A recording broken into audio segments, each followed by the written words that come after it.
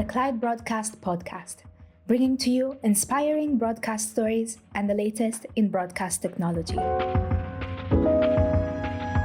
We have one of my favorite media people in the world. It's Jonathan James Lyamghon on the chair today. Welcome to the podcast. Thank you. How are you? I'm doing okay. You are? Can be better, but I'm doing okay. So I know you personally. I'm going to give that full disclosure. And the thing that never ceases to amaze me is just how excited you are when the subject of broadcast, radio, television, sales even, when those subjects come up, you're like a little kid all over again. How do you maintain that curiosity all through the years? I wish it was something I could point to, but I think I just happen to be lucky to be in love with what is in love with me. And so I think sometimes it is that I love radio especially, but I think a lot of times too, it is that radio loves me. So it's been good to me. Almost about 30 years of a love situation, and I think it's never gone away. So. Because there's a story that I know of you as a teenage boy sneaking out the house and going to your local radio station and hounding for a spot on, and they actually indulging you. Did you think that all those years ago that you would be where you are now, sitting atop one of the biggest radio empires? Of course not. Yeah. I mean, it was pre-teen. I was 11. And then it was, my father was taking me to the hospital and pointed at where the radio station was at the time in my home city of Kaduna, and takes me to the hospital. It was some routine. I wasn't like sickly, but I think probably I needed to see the doctor for something. Yeah. So he left me, and it was a straight path. I could take a taxi and go back home. But then I decided to walk back to where the radio station was. It was about maybe like a 3-kilometer walk. Mm-hmm. And then I went there, and I was like John Cena or like Davido. Like, they couldn't see me. And then I walked in and ended up by the studio and asked them a couple of questions. Yeah. It so happened that the show was about people asking questions. So they were nice enough to ask, so all of these questions you asked us, can you ask us on air? I was like, you guys make it look like there were supposed to be one or two answers to that. Yeah. There was only one answer, and I did. And it turned out that my father, who had left his son in the hospital, who was supposed to be back home, of course he had gone to work, and had come back home. Yes. And in an unusual manner, he had turned on the radio. And he heard his son on the radio. I think because he was my father, he most likely didn't put anything past me. I was quite a very active kid. Sometimes people use the word stubborn. I don't agree with them. I was very active, mostly misunderstood. I wasn't any of those things they say I was. But then, and that was it. So from that day, this was maybe around 89 or 90 or something. I didn't go back again.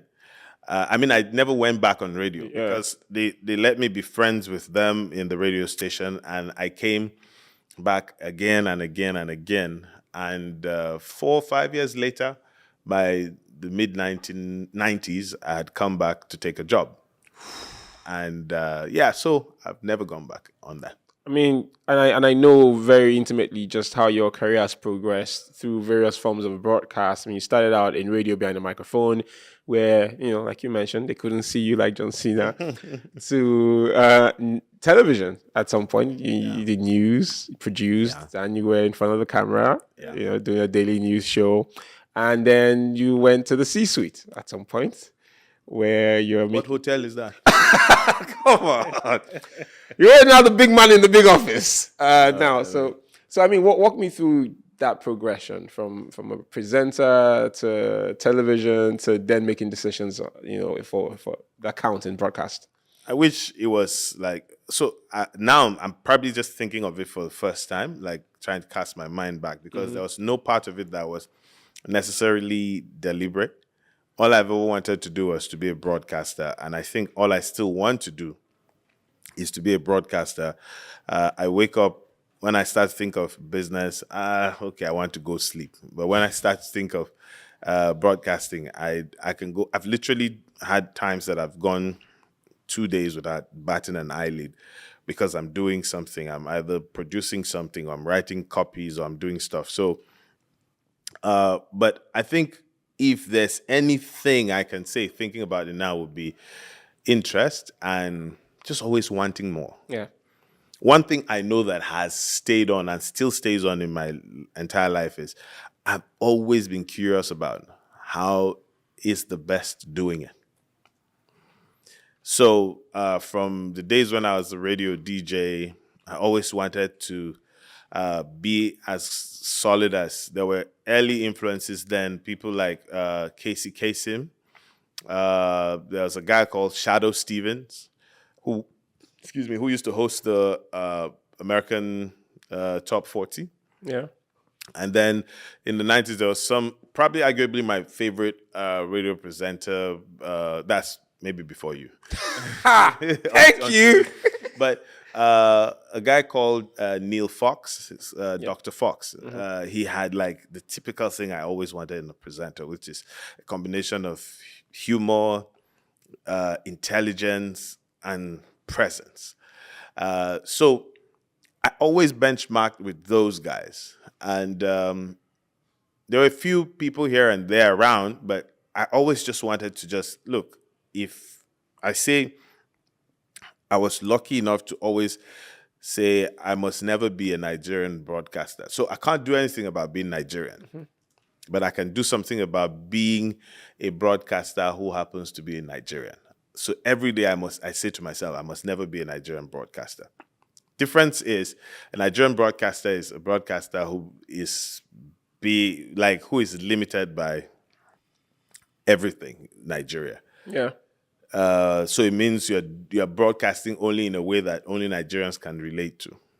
But I think if you're a broadcaster who happens to just be Nigerian, it means if you're broadcasting in New Delhi, the guys there would understand you. If you're in New York, they would understand you. And there is a global language that broadcasters must speak.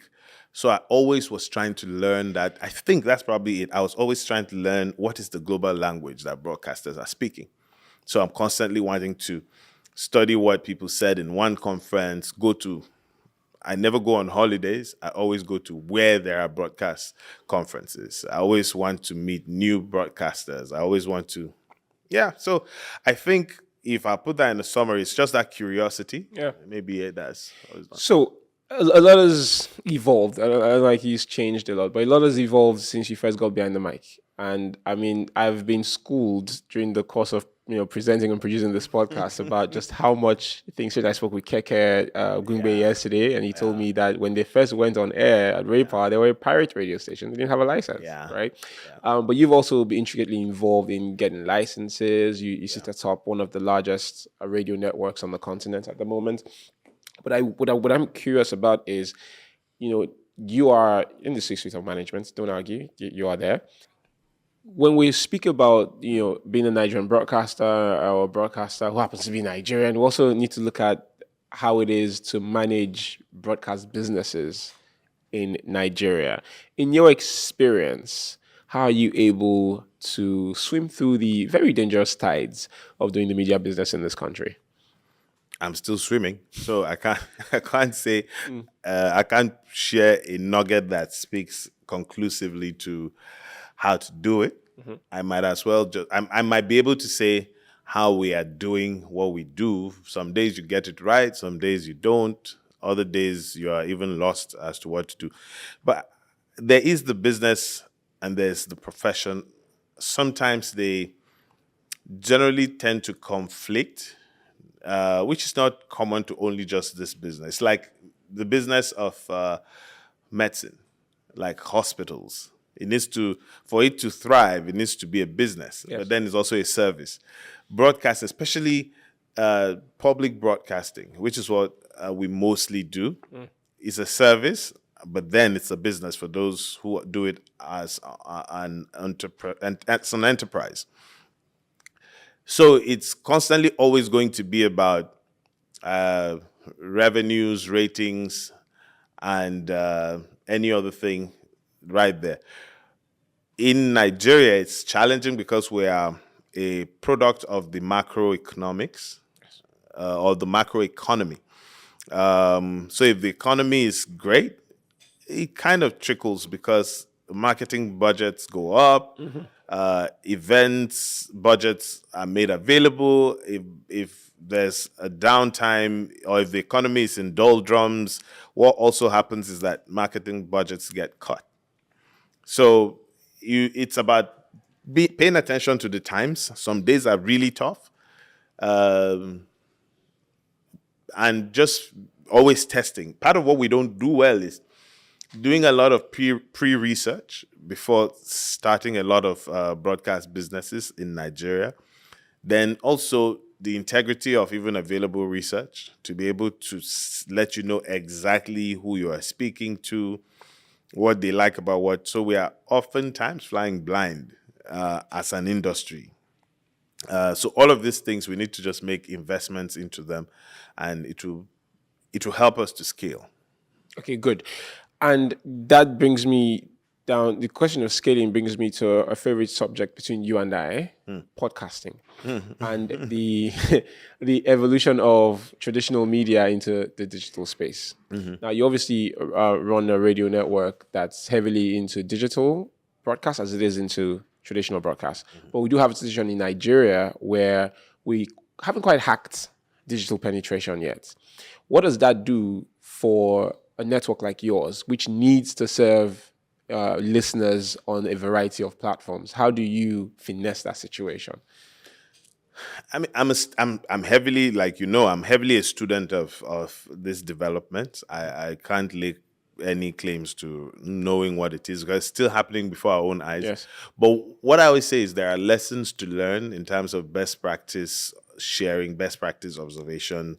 There are a few interesting people who have or who are cracking it. Maybe I won't say they've cracked it, but there's this lady duo that is it I said what I said or something. Yes, one of my favorite podcasts. Yeah, I mean, so we've got every day the explosion of it is good, and especially because it's pretty much popular amongst young people. The benefit always is that young people tend to be like river running. Yes. They would keep finding a path. You almost cannot stop them. So we are beginning to see people make money off it.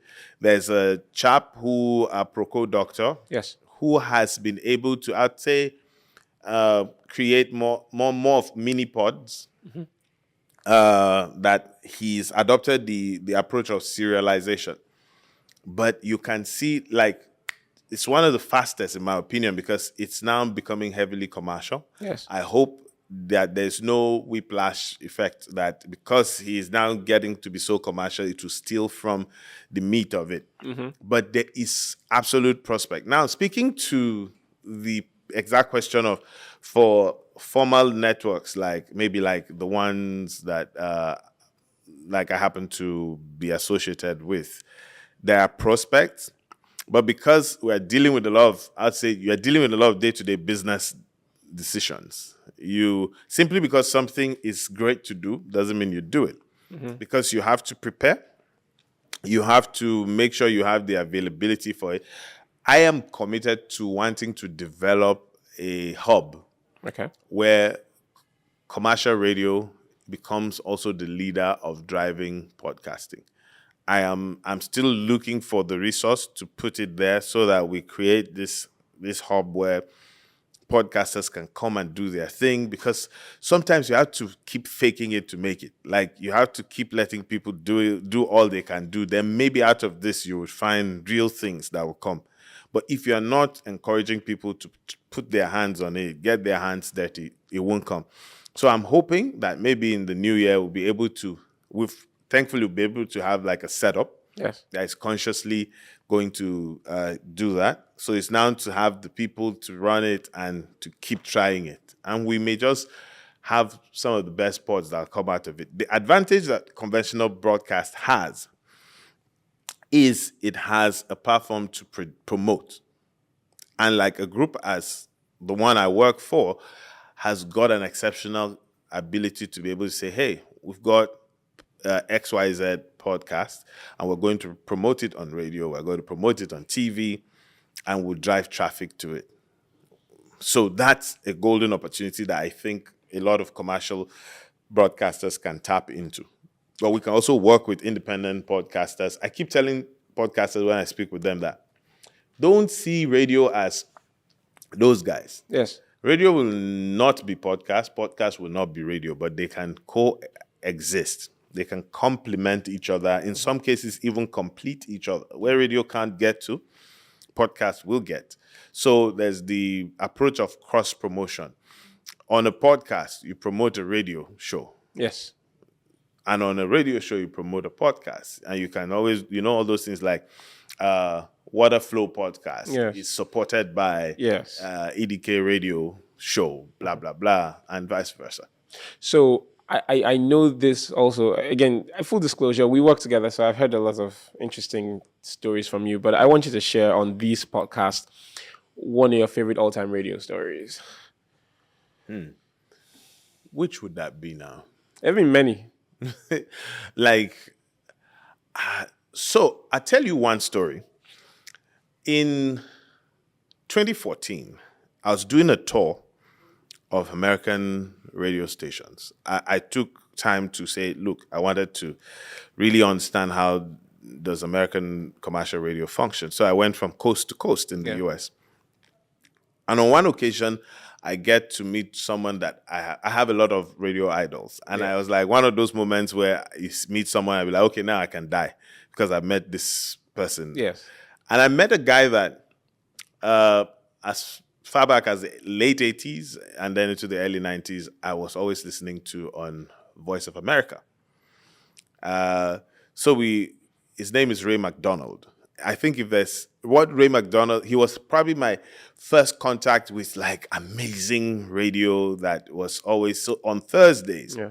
He did like a summary of the Billboard top 20, but he did it in 30 minutes.